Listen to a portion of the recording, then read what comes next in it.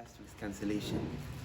Baruch Hashem, sometimes HaKadosh Baruch Hu gives us a hit of sickness in order to appreciate every moment when we're healthy and we're fully functioning.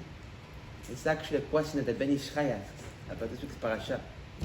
Ben Ish Chai says, we see that the Torah was given to Bnei Israel when? The Torah was given to Bnei Israel only after Bnei Israel went down to Egypt and became slaves. So they ask, why couldn't Bnei Israel receive the Torah without going through slavery, without suffering, without all this pain and sorrow? We see Bnei Israel go down in this week's Parasha. It's too loud.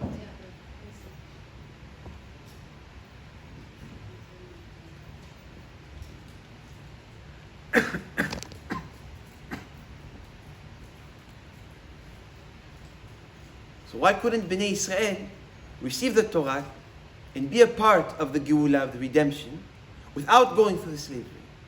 So Ben Ish Chai answered this question in a beautiful way with actually a little bit of a story. We said it's like one time there was an orphan kid that was adopted by a very wealthy family. And this very wealthy family took him to be like one of the kids. And this young boy grew up with a family, no longer even remembers his past, doesn't remember where he came from. He completely settled in and got used to his new height. One day, the father, the rich man, was walking in the street with his wife, and he saw a poor person on the street that needed some money to eat. So he went and gave him 100 ruble or 100 shekels, we'll say $100. And he gave it to this young man, and he said, go buy yourself a meal to eat. So when the young man saw that he gave him 100 rubles, he got so happy. He said, I'm ecstatic. I have some food now that I can go buy a meal, maybe a new piece of clothing to wear. Mamashi was happy. So the wife, when he saw this, she says, look, this young boy, you gave him the $100, 100 shekels. He's blessing you. He walked you back to the home, blessing you. At a certain point, you want to kick him out already from how many brachot he gave you from the $100 that you gave him. And the other man, the orphan, that we've been raising him all his life, who knows how many thousands of dollars we give him, he shows zero gratitude. So Ben Ish Chai says, what did the father do? He took this orphan and he said, I have to speak to you. So he took him to the back room. He said, I have a very serious conversation to tell you. He said, yes. He said, now you're over 18. It's like you're in America, over 18. They tell you go. So over 18. Since you were a kid, you were an orphan, we had to take care of you. Now that you're an adult, go work for yourself, bring Parasha for yourself, live for yourself, and say it. So this young boy, he said, no, Hashem Yirachem. I never worked a day in my life. I don't know what it's going to be like. When should I leave? When do I have to be evicted? So the father said, I'm not giving you a notice. Take your clothes, go out to the street, and start to live your own life. So the young boy went, and it said, for 3 days he was on the street. And after 3 days, he tried to find some sort of job where he was able to transfer water, and they gave him as return some food to eat. After 3 days, the rich man went and called back his adopted son. He said, come back to my home and sit down, eat a warm meal with us. So he sat down, he started to eat, and he started to think of the parents. He said, wow, I miss this beautiful home. I'm so happy that I'm finally here. What an amazing food. For 3 days I ate dry grass that they fed me. And now here, finally, Baruch Hashem, I'm back home. So Ben Ish Chai says, look, sometimes we need HaKadosh Baruch Hu to hit us, to wake up and to truly have some taste in what we hold in our hands. Sometimes what we hold in our hands is so valuable, but because we're so used to it, we don't taste it. And you really feel that when you're sick, always HaKadosh Baruch Hu gives you that thought. Where the whole week I was saying, HaKadosh Baruch Hu, I could have done this, I could have done this, I could have done this. But you know what? Baruch Hashem, we're going to get back into that very soon, and we're going to go back even stronger. And HaKadosh Baruch Hu, Hashem will give us a lot of help to brighten the light of HaKadosh Baruch Hu, and we will all succeed in all our good doing them in Kingdom. And Be'ezrat Hashem, in the merit of Rabbi Pinto, may HaKadosh Baruch Hu, Hashem bless the entire Kahal. May HaKadosh Baruch Hu, Hashem open up the gates of Parasha, and the gates of Yeshua, and the gates of Tzlachah. And may HaKadosh Baruch Hu, Hashem fulfill all our heart's wishes. Amen. Amen. This week, like what Rabbi Aharon said, we're going to try to keep it to a short shiur. But what we're going to do, Be'ezrat Hashem, is we're going to close off the last 4 weeks of classes that we've been doing. As we all know, Rabotai, for the past month, we've been speaking about all the different doors which are in the gate of Netzach. What does that mean? All the different doors which are in the gate of Naga, which is Netzach. Now, you know, Rabotai, it's something that we spoke about previously. We see that it's very strange that Netzach, being a Sephirah, which means victory, Netzach, Nitzachon, means victory in Hebrew, is in such an odd gate. But we explained it why Kadosh Baruch Hu did that order. But you know, Rabotai, with all the noise that we studied, all the different ramaks, all the different rashashes on the gate of Netzach, on the gate of Naga, we put aside its main purpose that it serves. So like we said, Rabotai, we are studying the 8 gates of Tefillah in order to know how to bring our Tefillah up to a high place, in order to know what our Tefillah need to go through in order to reach to HaKadosh Baruch Hu. But b'magbil, in addition to this, we are also learning all the baracha that comes down to the world and what one needs to do in order to bring down or to absorb that baracha, which is a lot of the times they're available, but you're never able to taste it.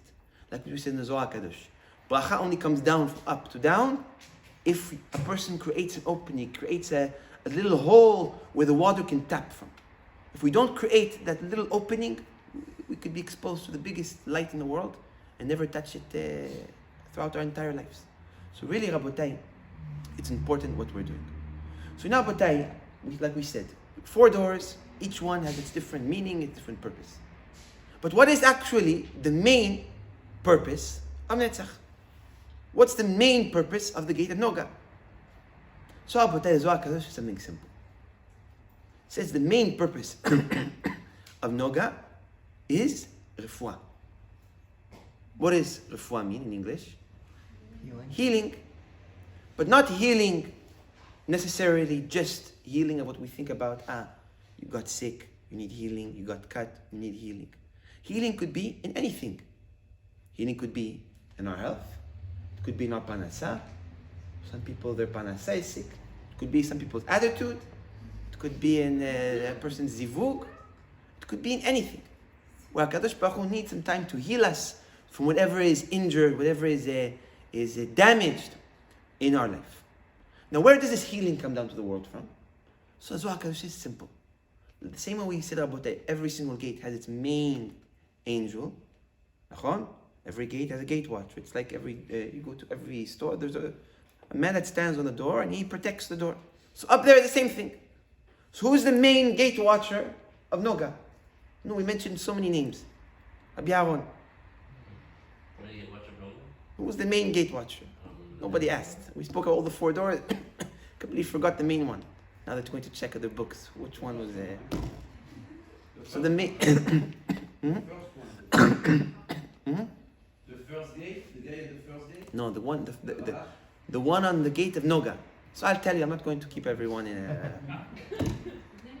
So no, that's another angel where the gate was named after.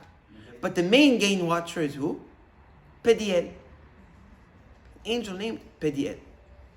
Why Pediel? If we take the word Pediel, it comes from the word what? Livdot. Livdot is like it's in English rescue. There's another word also for Livdot. Redeem. To save somebody.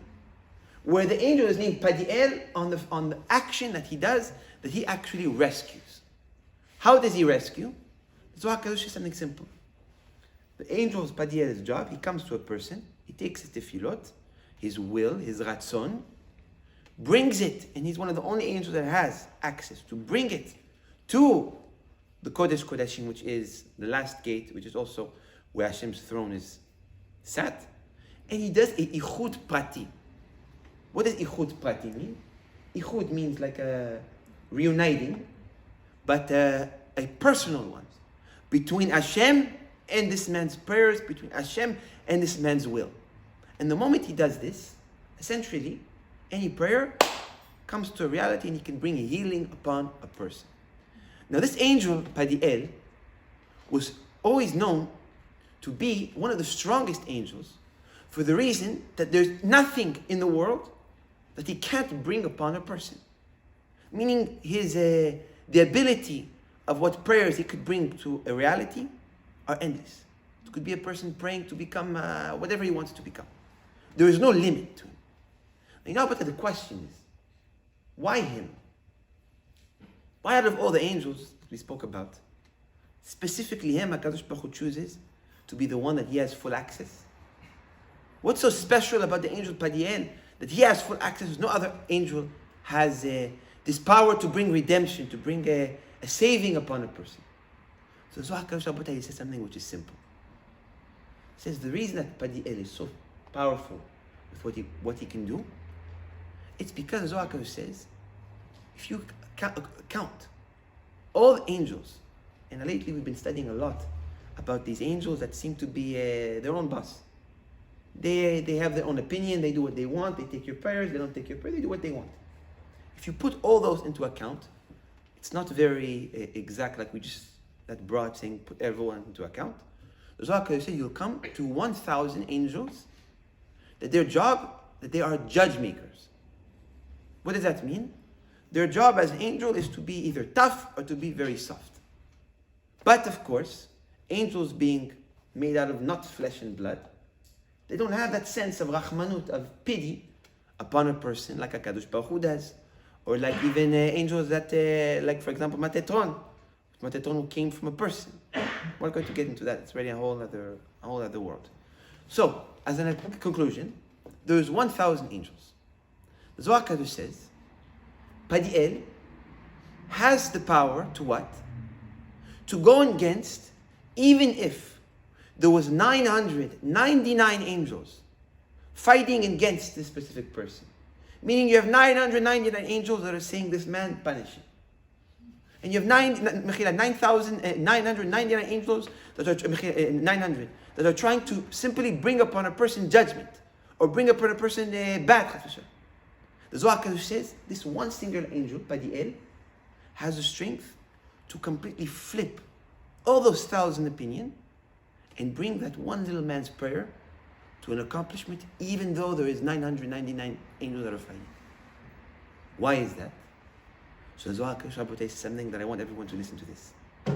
It says because Padiel is a part of those 1,000 angels of judgment. That Padiel being a part of that group of angels which are supposed to bring essentially judgment upon a person, because he is a part of that, he is able to bring something that we call redemption. Where redemption comes from where? Redemption comes from the place where one least expects. And it's this is an amazing concept that the Zohar is trying to bring us. The real Geulah against all odds comes where? Comes only from the place where a person would never imagine that the Geulah could strive from, the Geulah could come from. And this is something that we can see throughout our entire history. If we go Av by Av, father by father, you see that their Geulah, their redemption came from places that you wouldn't imagine. David HaMelech alav hashalom. It said Rabotai that Shaul HaMelech, the king which was before David, had a problem.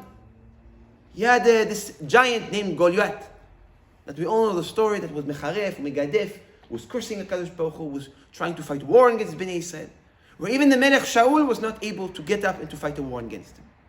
Who came as Geulah? David. Which we know the story of David. David was short, he was weak, he was white, he was gingy, like Abizeh. But even though he was the least one expected to bring Geulah, he was what? The source of redemption. Where real redemption, Abotai, comes from a place where a person can't even point his finger on, because it seems to be the last possible source of help.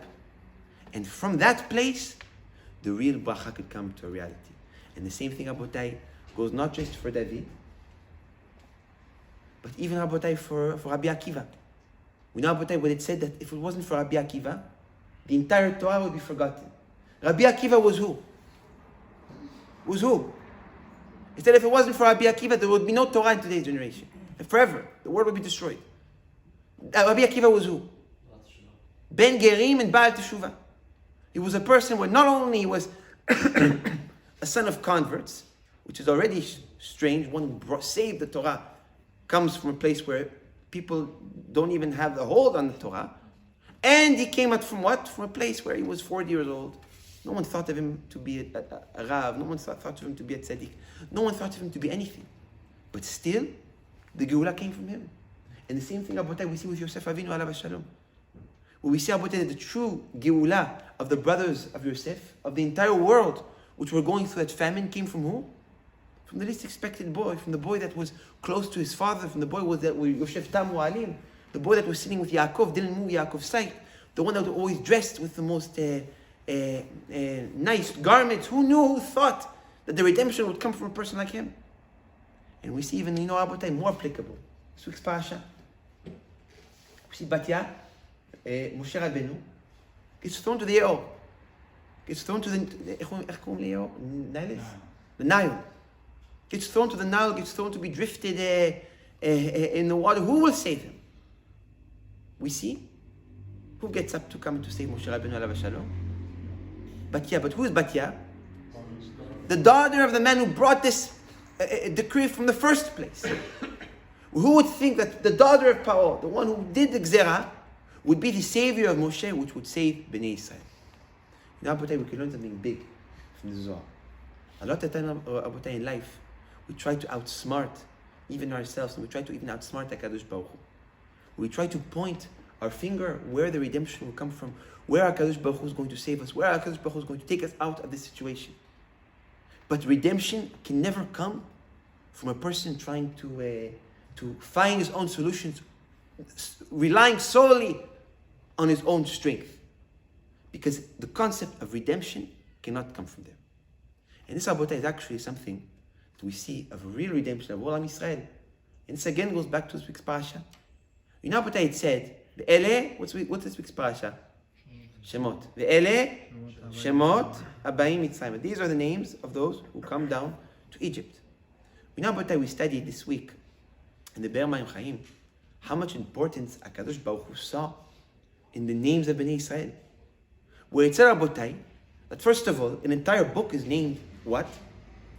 An entire book is named Shmot. What does Shmot mean in translation? Names. Why names? Because HaKadosh Baruch Hu saw big importance in the concept of name. With the Be'er Mayim Chaim, so if you look in last week's Parasha, Vayechi, you're going to see there that the Parasha ends with the names of Bnei Israel. And this week's Parasha starts with what? With the names of Bnei Israel. Meaning there's not even few words difference in consecutive reading, if you read it from a Sefer Torah. And you're already repeating the names twice. Why you repeat the names twice? Because the Be'er Mayim Chaim says something amazing.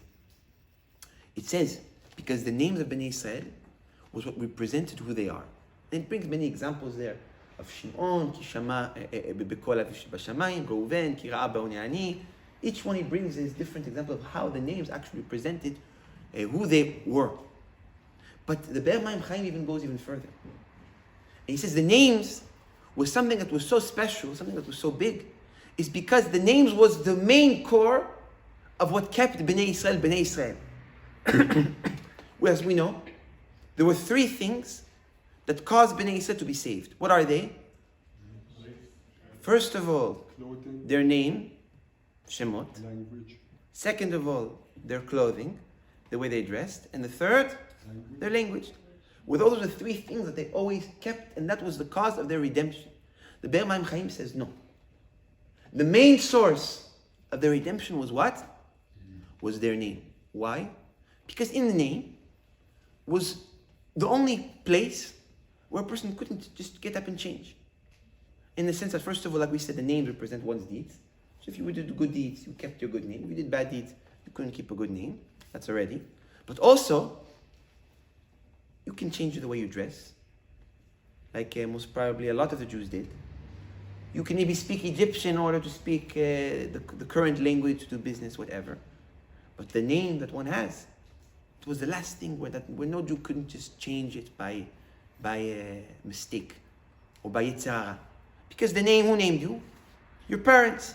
And your parents named you after righteous men, after righteous people. And that's why the name was kept so sacred. Or even further, it said that HaKadosh Baruch Hu did a miracle where none of the Egyptians were able to name their kids Jewish names. We see that if you think about it, Yosef HaTzadik saved the entire world. He was king of Egypt. How come Yosef wasn't adopted to be an Egyptian name? He was an Egyptian king, bottom line.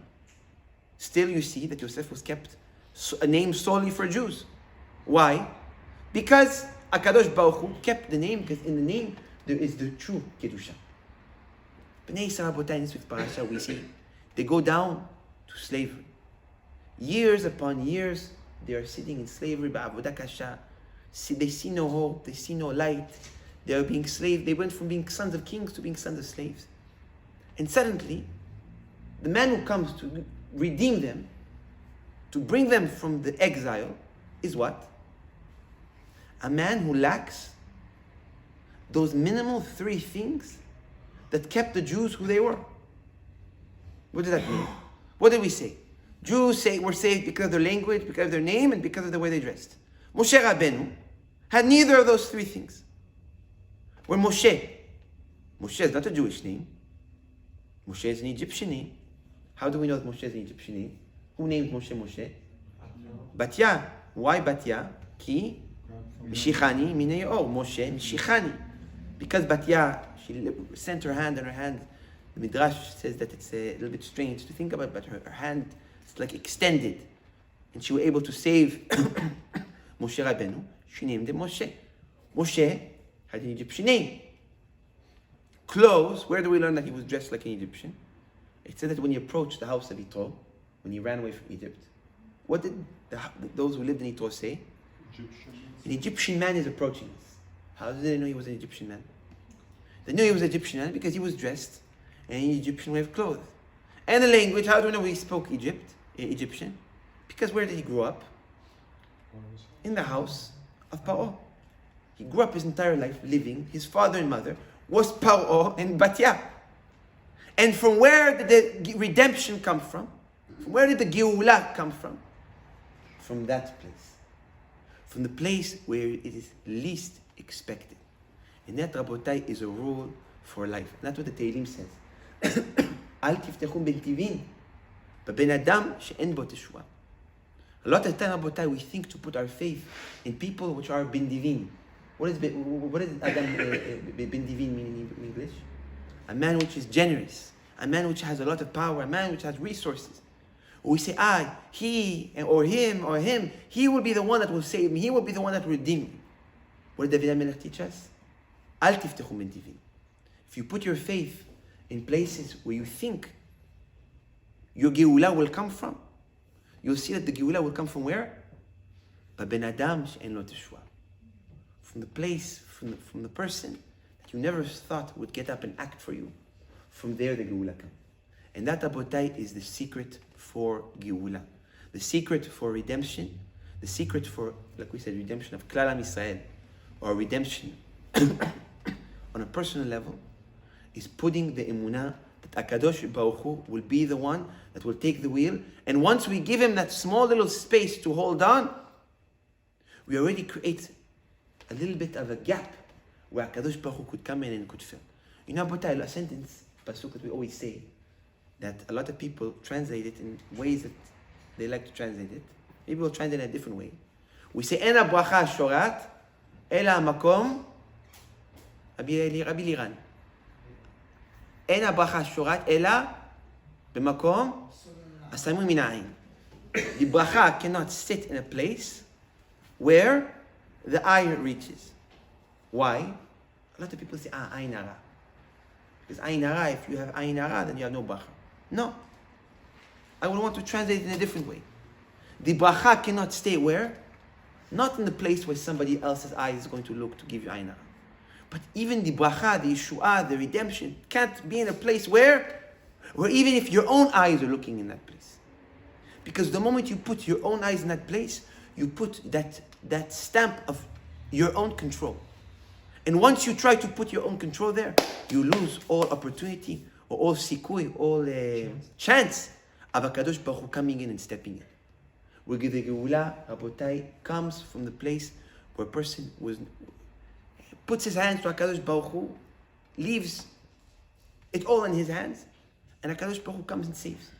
You know, since we spoke so much about the Parasha, it's going to end up being a shiur on the Parasha. We can see something about that. It's truly incredible throughout the next Parasha that we're going to read. It mamash ties exactly in this concept we were speaking about. We see that HaKadosh Baruch Hu calls Moshe Rabbeinu, and he tells Moshe Rabbeinu, go to Melech Mitzrayim, go to Paro, and tell Paro, release Bnei Israel from Egypt. And we said Moshe Rabbeinu, he hesitates, he says yes, he says no. Finally agrees. Once he agrees, Moshe Rabbeinu finally goes, and he went the first time, he went the second time with his stick, the third time with Aharon. Several times he went to Paro. And each time he's being sent by HaKadosh Baruch Hu as a direct messenger, go tell Paro, release Bnei Israel. We see the Torah says black on white. While Hashem is telling Moshe, go, release Bnei Israel, what did Hashem do to Paro? He hardens his heart. Where it says, Vayaksheh Hashem et lev Paro. When one side Hashem is sending Moshe Rabbeinu, go, tell Paro he must release Bnei Israel. But on the other hand, he's going to Paro and toughening his heart, and not allowing Paro to have any sense of rachmanut, of mercy on Bnei Israel, in order to release them. So what is this double-sided game that HaKadosh Baruch Hu is playing? Well, on one side you're pushing Moshe, go, push Paro, and on the other side you're hardening Paro's heart and hardening Paro's heart, and making it even more impossible, and even worse. Well, you would think, you say, maybe because the Geulah had to come in slow steps. That was an answer that I thought.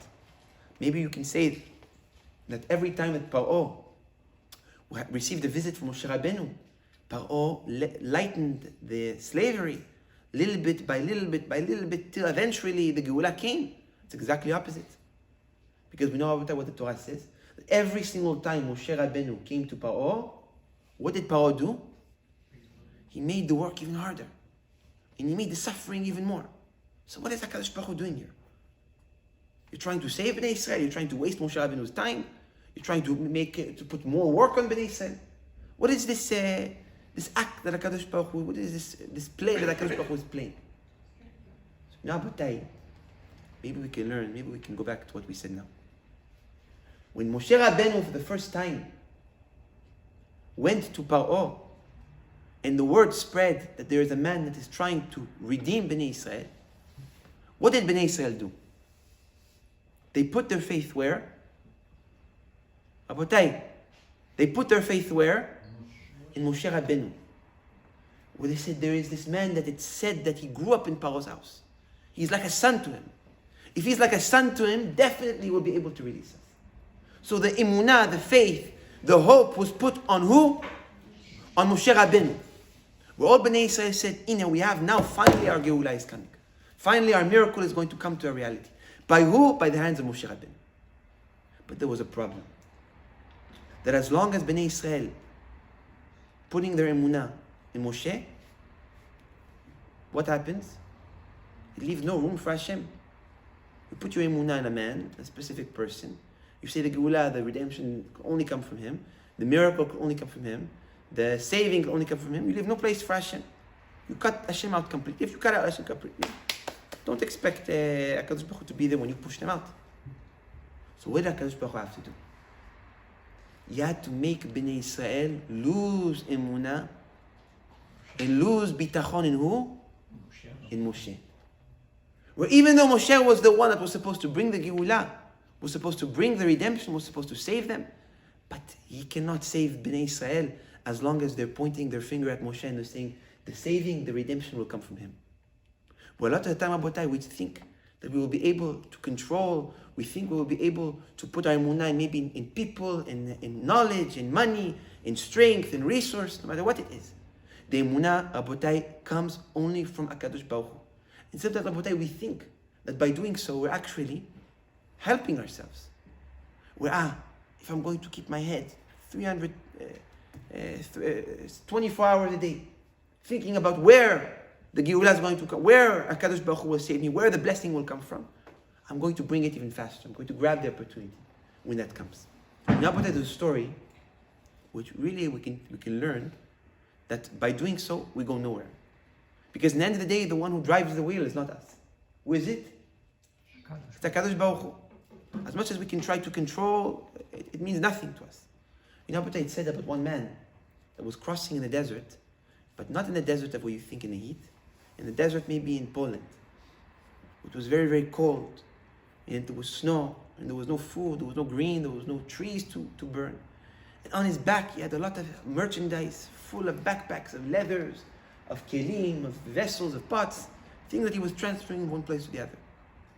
And he was walking in the day and he saw no sign of life, no sign of men.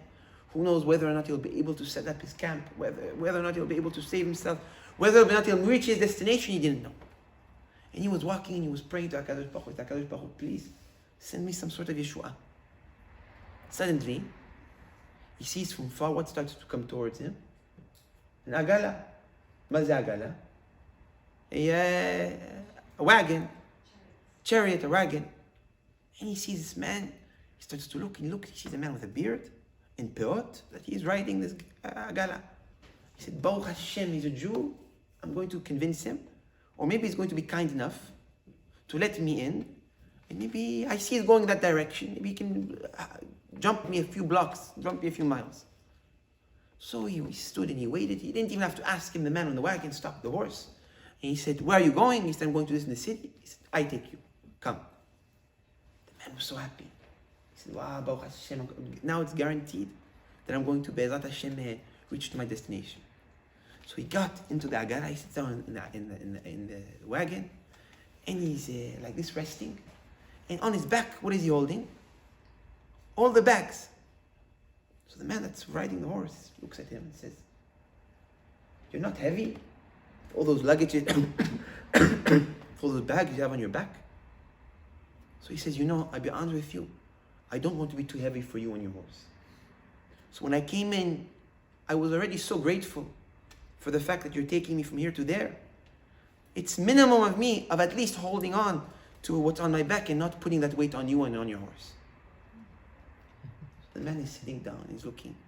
He said, but you understand that the weight being on your back or the weight being in the wagon, it's the exact same thing. The weight doesn't change. On one scenario, the weight is just sitting on you and smooshing you and hurting you. In the other scenario, it's sitting right beside you, but you're both going to reach to the exact same destination.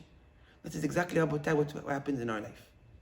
So Rabotai, we think, if I hold it on my back and I worry with it and I carry these worries every single drop of the day and I don't let go of it and I don't put anything in the hands of Hashem, that is how the redemption will come.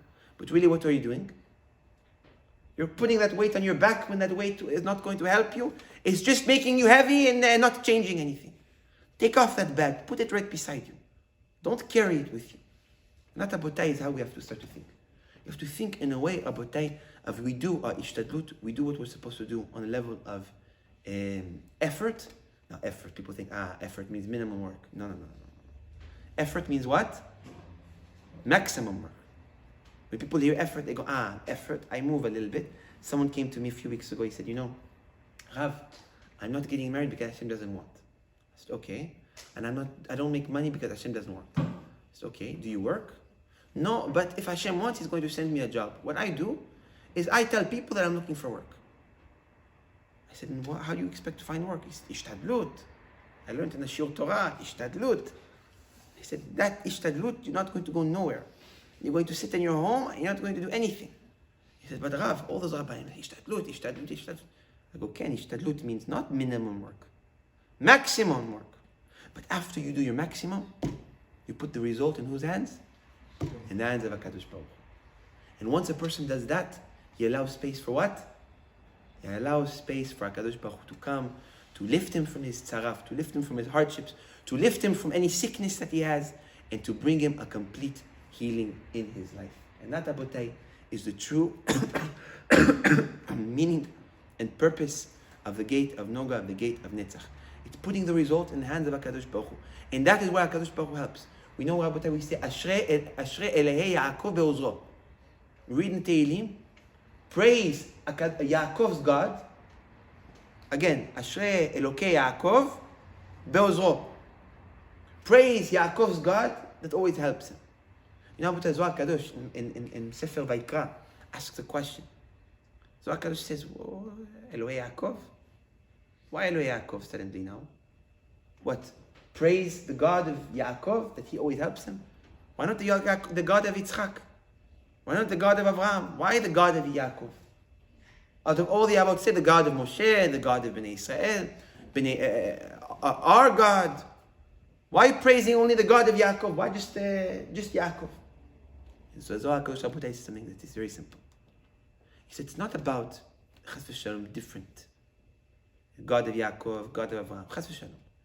It was the way Yaakov worshipped his Akadosh, which is Akadosh Baruch Hu. And the technique and the way he did so caused him to what? Caused Akadosh Baruch Hu to always be by his side. Zohar Kadosh asks, what way of working Akadosh Baruch Hu did Yaakov Avinu do? Zohar Kadosh says something simple. He says Yaakov Avinu Alav Shalom had one thing that none of the Avot had. He put his emunah throughout his entire life solely in who? Solely in Hashem. Where it goes even further, but I want you to listen to this. He says, Yaakov Avinu Alav Shalom even took away his emunah, his faith, that the minimum faith that we all have. What's the minimum faith in people that we say they will never go against me or they will always bring the bracha from? Who? Our parents. Yaakov Avinu Alav Shalom, Zohar Kadosh says, even the faith that he had, that his parents will come and save him and help him, even that faith, he took away. We believe that the bracha, the help, comes from where? Only from HaKadosh Baruch Hu. And you can see that Rabotai, throughout the life of Yaakov, with Rivka, with Yitzchak, he left the home of his parents. He ran away. He didn't seek for Yitzchak to speak to Esav, to try to save him. He relied only on HaKadosh Baruch Hu. And relying only on HaKadosh Baruch Hu was what? Was actually the source of who? The source of the help of Hashem. Well, that's why we say, Rabotai, Ashrei Elohei Yaakov Be'ozro. Praise the God of Yaakov. Why? Because the God of Yaakov is always with Yaakov. It's always beside him. How can we bring HaKadosh Baruch Hu always to be beside us? By worshipping HaKadosh Baruch Hu the same way Yaakov did. We put the result, we put in the stress, the lachatz, everything on the hands of HaKadosh Baruch Hu. And HaKadosh Baruch Hu was always there to bring him, and he ended up living like what? Living like a king and having a nation named after him. Or if you want to live in today, you have a city, a country named after him. No one ever thought about Israel. Israel is Yaakov. It's not Stam. 4,000 years later, he still has a country that's named after him. Rabotai, something that is incredible. Why? Because he put his faith in the hands of HaKadosh Baruch Hu. And that, Rabotai, is the simple trick for Geulah. If we want HaKadosh Baruch Hu to pick us up, we have to give him the room. We have to allow him to come into our lives, but we can't allow him to come into our lives when we have a microscope in every single aspect and making sure, leaving no place for a miracle to happen. You want a miracle to happen? Close your eyes. Once your eyes are closed, only then you start to see. But only then you start to see what? You start to see the hands of HaKadosh Baruch Hu, and less the struggles or the obstacles that the Yetzer Hara gives us in the material of this world. And that Rabotai, something that is very big. If we want Atzlacha, if we want Beracha, we need to simply put it in the hand of Hashem. And you know what I was even thinking? I said, even with happiness, realize that when is the happiest days, or the happiest event, even the best shiurim? What are the best shiurim that we do? The shiurim, which we have least expectation.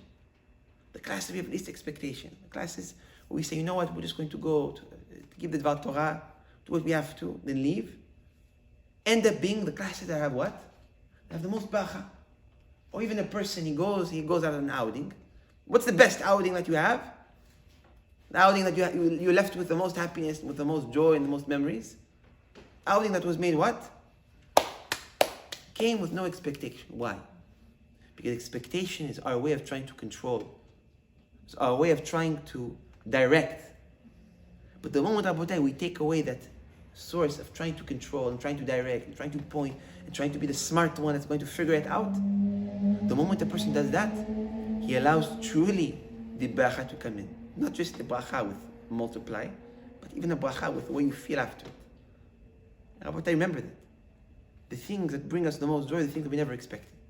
Why? Because we're not trying to control directly. Not about I think something that's very important that we all need to really take into our hands and take into action. Put in the hands of HaKadosh Baruch Hu. HaKadosh Baruch Hu will help. It all ends up being perfect. HaKadosh Baruch Hu never let us down in the past, not going to let us down now. Throughout all the generations, when all the world, all the strongest empires fell down, we're the last ones that stand. Not as a nation, not as an individual. HaKadosh Baruch Hu will never close his eye on us. And that is the way we have to see. So may HaKadosh Baruch Hu B'at Hashem always keep his eye open. May we always B'at Hashem be the ones to see the light. May HaKadosh Baruch Hu B'at Hashem always spin on us that shefa, where the bracha will come from unexpected places, but will still be bracha ad b'nidayim. Amen. It's not finished yet. Even I said short class. Another very important thing, like I said, I want to close this gate B'at Hashem Naga. That is also responsibility of the Malach Padiel, where his job is another big lesson. Also comes in as one of the angels that actually cancel, or one of the angels that are actually angels of judgment. So like we said, Abotai, that his job is what? What is the angel Padiel's job? No, Abotai. Healing. Nachon? Healing, we said refuah. That's the main sources of refuah. Healing could be many different things. But the Zohar says, where this healing can come in different form as well. It can come in a form of what? This is about something that's incredible. It could come in a form of canceling either a etzah, an advice or path that somebody gave you which was not a good path for you, or even canceling a tefillah of an individual. Where his job sometimes, and this is actually a way of healing, is to cancel our prayers that we do to HaKadosh Baruch Hu. Because some prayers, Abotai, that we make are not always the prayers that are what? That are necessarily good for us. A lot of times, Abotai, we pray, we say, Hashem give me, Hashem give me, Hashem give me. But really what you're praying was bad for you. So you're actually blessing yourself to what? You're asking for something which is going to end up harming you. So what is one of the jobs of Padiel? He comes and he breaks and he tears those tefillot of a person that makes the result is Chas v'Shalom not good for a person. There was a story that I remember when I was a kid, I heard the story. So I'd like to share it like that. Maybe in 5-6 years you will share it too, and it will go on another century, B'ezrat Hashem. At one time, a man, he was a very tired man, miskin. He worked hard all his life. He was a man that cuts wood. A woodman? Lumberjack. A what? He cut wood trees. Okay, cut wood tree. A lumberjack. What a name that is, lumberjack. We call it a chotev etzim. A lumberjack. And all his life, he worked in the snow, cutting trees. He saw that he cuts the trees. He does all the hard work. He drags the tree on his shoulder, takes it to the store, they cut it, make it into a table, and they sell it 20,000 times more than what he got paid to cut it. So all his life he was always upset of what HaKadosh Baruch Hu put him in the situation of being this woodman, this lumberjack, that received such a little parasha. So one day he was sitting there and he was cutting the trees, and he was crying to HaKadosh Baruch Hu and praying and screaming, saying, HaKadosh Baruch Hu, why you put me in this situation? Please give me bracha, give me blessing. HaKadosh Baruch Hu, allow me that everything I touch turns into gold. I want Hashem finally to rest. I want to be able to make my parasha easy. I'm going to pick up a stone, it's going to turn into gold, I'll be able to sell it and make my parasha. And he was crying and crying and cutting and crying, and he fell asleep. In his dream, he wakes up and he looks and he sees himself in the forest. And right beside him, he sees his axe. He said, I fell asleep, I have to wake up. It's already dark. He picked up his axe and he looks at it, and what does he see? The axe turns into what? Turns into gold. He said, HaKadosh Baruch Hu heard my prayers. Baruch Hashem. So he starts to pick up stones. Every stone that he puts into his hand, what happens to it? Becomes gold. And he starts to carry, and he takes bags and bags and bags of gold. Runs to the city and he starts to sell the gold. And he has all this money and he has all this wealth. And he's saying, I cannot believe. And now people are paying him just to touch things. Because everything he touches now becomes very valuable. After the entire day of multiplying billions of dollars, he says, wow, now I'm going to eat now a meal, the best meal that I possibly eat. He took a soup, the most expensive soup, took his spoon, put it inside the soup, and he looks. And what happens? What happens after that? The soup is into gold. So he said, HaKadosh Baruch Hu, Hashem Yerachem now, what am I going to do? So he said, no, I'm going to eat without a spoon. So he touched his mouth like that, his tongue just touched the food. What happens to the food? It turns into gold. He said, HaKadosh Baruch Hu, this is not bracha. This is klala. I can't eat gold. It doesn't work like that. So he woke up like that and he's sweating and he was like that, shocked. He said, what happened to me? So he looks and he sees that same axe. He says, oh la la. He touches it, and what does he realize? That it was just a dream. And when he realized it was just a dream, he started to sing and dance. He said, Baruch Hashem, I don't touch everything that is gold. Baruch Hashem, I stay simple who I am. And he stayed happy for the rest of his life because he knew his place. So not always what we ask for is what's good for us. So this Malach Padiel, his job sometimes is to cause the best things to never happen to us. Because sometimes the best things are not necessarily what's good for us. And that's why always in the Bachot, what do I say? שהקדוש ברוך הוא ימלא את כל משאלות ליבו לטובה. That when we bless, we have to say what? May HaKadosh Baruch Hu fulfill all your heart's wishes, but not all your heart's wishes, period. All the heart's wishes which are good for you, l'tova. Because the ones that are bad for you are just a curse. It's a curse shaped in like gold. It's like that gold soup. There's no bracha in it. And that really, Rabotai, is a summary of the gate of Netzach, the gate of Naga. May HaKadosh Baruch Hu give us the merit to continue to go through all the gates and to go through all the Zohar and to study all the Kabbalah and B'ezrat Hashem glorify HaKadosh Baruch Hu's light, glorify our lives and have a deep understanding of our world and what's around it. You know, Rabotai, we're starting now also. We're going to speak about it in different shiurim, be'arichut, in length. But just as a short summary now that we're mamash starting. We're starting B'ezrat Hashem. One of the times the Mekubalim saw it as one of the most important times for tikkun. One of the most important times for reparation. What are we talking about now, Rabotai? Yemei Ashovavim. How do we translate that? Yeah, I'm not going to translate that. It doesn't sound good. Yemei Ashovavim. Yemei Ashovavim. Now, you know, Rabotai, what is this Yemei Shovavim? This Yemei Shovavim starts in Parashat Shmot, now, and continues on for all the Parashot where Bnei Israel were slaves in Egypt. What is so special about these days? So now, Rabotai Arizal, and we're going to make it better, speak about it in length. Now we're just going to give a short summary. Just to start, now that we're starting B'ezrat Hashem, the book of Shmot, we should all know what we're supposed to be doing. Arizal says, which as we all know, Rabotai, when Adam HaRishon sinned, he didn't just sin with one sin. He sinned with how many sins? 3. What are those 3? Rabbi Moshe. Avodah Zarah, Gilu Arayot, and Shfichut Damim. Avodah Zarah, where is the Avodah Zarah? What is Avodah Zarah? Idol worship. Where is the idol worship with Adam HaRishon? Where did Adam HaRishon do idol worship? But where in the snake was it idol worship? So like what we explained, the sin of Etzadat was not just eating an apple which was not ripe yet. The sin of Etzadat was actually the snake telling Adam HaRishon, if you will eat from the tree, what will happen to you? You will become God. So what did Adam HaRishon do? He said, I want to become God.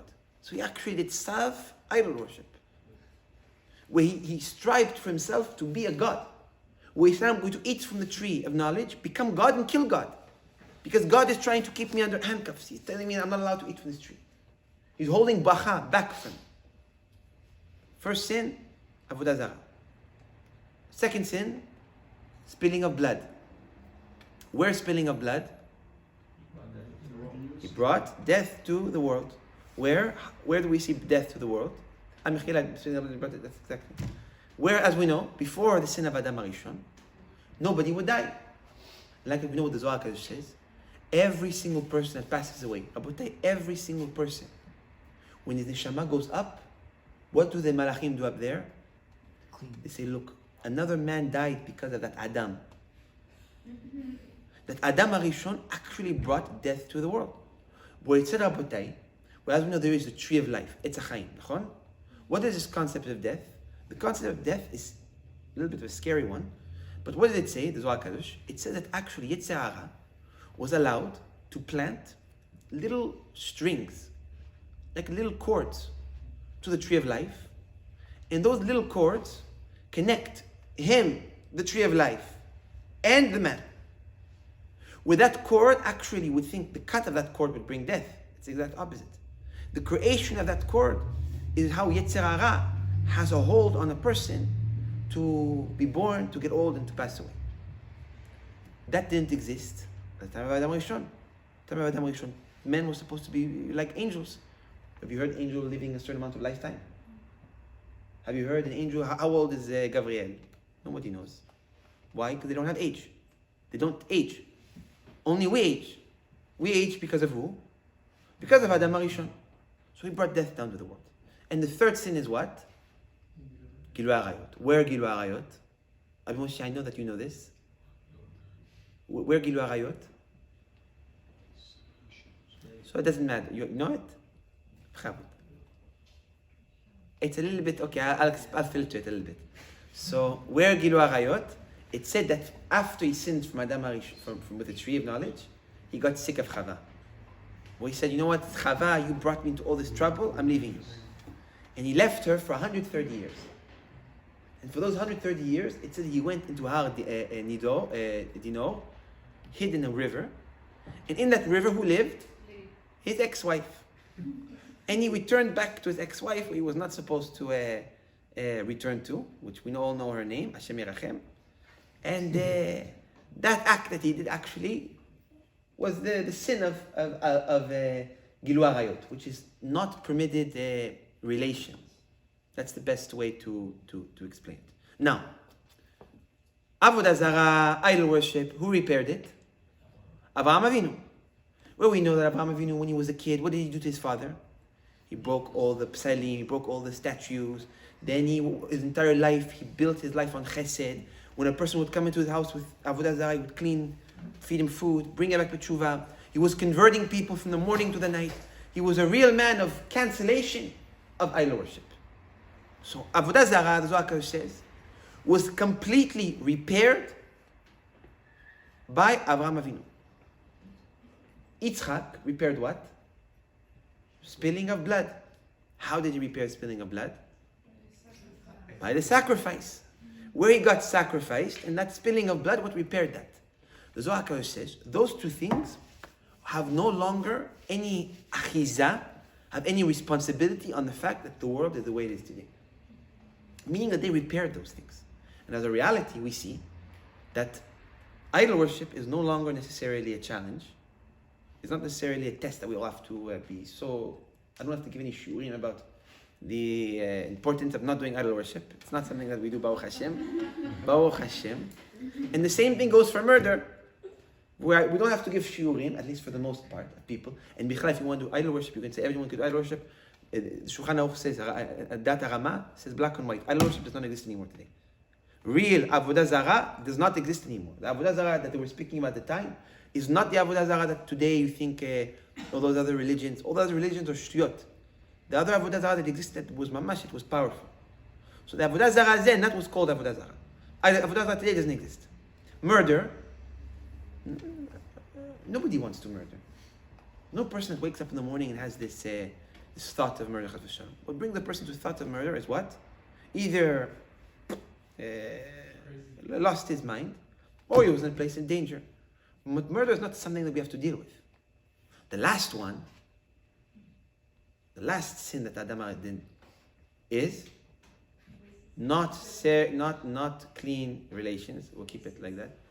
Not clean relations is actually something that we see that until today we all struggle with. That the entire world is still fighting. Why is the entire world still fighting?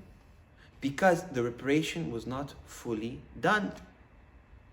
That in reality, this goes back to our first shiur of the first 7 gates. Malchut and Yesod. Tzniut and keeping modesty and keeping of the brit. Those are the 2 aspects of the same sin of Adam HaRishon that what holds back the world from being repaired.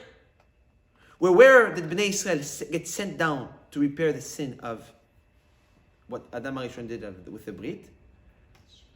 Was the slavery of Egypt. Where Yaakov Avinu, which we know Yaakov Avinu until he was very late, he didn't have kids. Yosef and his brothers and Bnei Israel until the Biat HaMashiach were in charge of reparation just of that one sin alone. And until today we didn't repair it. And we see Abotai really how it goes. If we go back to those shurim, we see how important it is for a person to actually keep himself from the brit, keep himself from tzniut. Because if that one sin that Adam HaRishon did, that in my eyes are even equal, or even in my opinion, on a moral level, even less than the other 2, Avodah Zarah, Adam HaRishon wanted to kill God. And Shfichut Damim brought death to billions upon billions of people. And here, what did he do? He went back to his ex-wife. Do the calculation. You would see that what is actually worse? The other 2. But the other 2 were repaired. This sin of the Brit and Tzniut is the last sin that we need to repair. So Arizal Rabotai and all the Mekubalim say that these parashot, if I'm not mistaken, we have 8 parashot. That they're weeks, they're parashot, that we have an opportunity to continue the reparation that Bnei Israel were doing when they were in Egypt. Now how do we do so? Very simple. Not very simple, but it's simple. First of all, keeping of the Brit.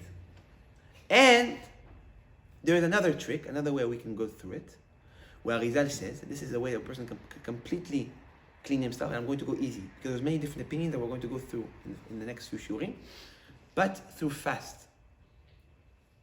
Where Arizal says, if a person, even throughout his entire life, fasts these 64 days or something like that.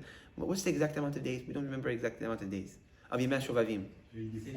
84? 84? 84 days. If a person was to fast 84 days inside Yemei Shovavim, he will completely clean his brit completely. Like a newborn. Now there's a trick. A person does not need to fast 84 days consecutively, because Hashem Yirachem. So what can a person do? He can split it amongst 10 years. We say, okay, you know what? I'm going to do now every year 10 days. So every year I have 2 months to fast 10 days. Or 20 years even, you can, or even 30 years, just keep track. In the next 30 years, I'm going to fast 84 days inside these weeks of Yemei Shovavim. And at the end of whatever period of time that will be, a person can come to Tikkun HaBrit. Or a person wants to be really shortcut, complete shortcut, what he can do, and this is not very fair in my opinion, I think fast is also good for health, so that's why it's good, but is to buy food for a poor person for an entire day. Meaning if you put money aside for a poor, but actually to a poor person who's going to actually use that money to buy his food for the day, it's like you bought 1 day of food and you gave away that 1 day of food. Very shortcut, I don't like it. I think we should all stick to what Arizal says, B'ezrat Hashem. Not Abotai B'ezrat Hashem is what Yemei Shovavim is about. So may HaKadosh Baruch Hu B'ezrat Hashem give us all big bracha, v'atzlacha, v'siyata d'ishmaya. May HaKadosh Baruch Hu fulfill all our heart's wishes. Amen. So you see, no matter what